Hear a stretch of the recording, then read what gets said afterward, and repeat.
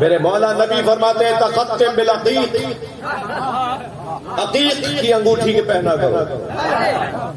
مولا نبی کا فرمان سنا رہا ہوں، سنی اہل سنت کی کتابوں میں یہ حدیث موجود ہے۔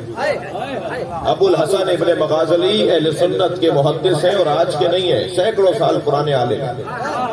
وہ مناقب امیر المومنین میں لکھتے ہیں کہ نبی کے فرمان ہے تختم بالعقیق، سب انگوٹھی پہنے تو عقیق کی پہنے۔ لأن اول حجر یشہد ان لا الہ الا اللہ محمد رسول اللہ علی ولی اللہ۔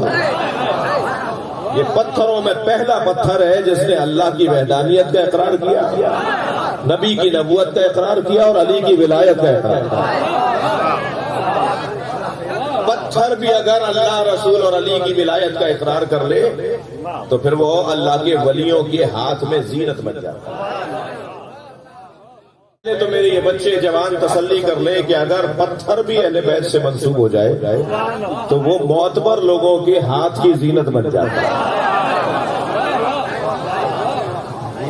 میں نے معتبر آپ کو کہا ہے، اشارہ اپنی طرف کیا ہے، مگر جس کے ہاتھ میں بھی عقیق کا پتھر ہے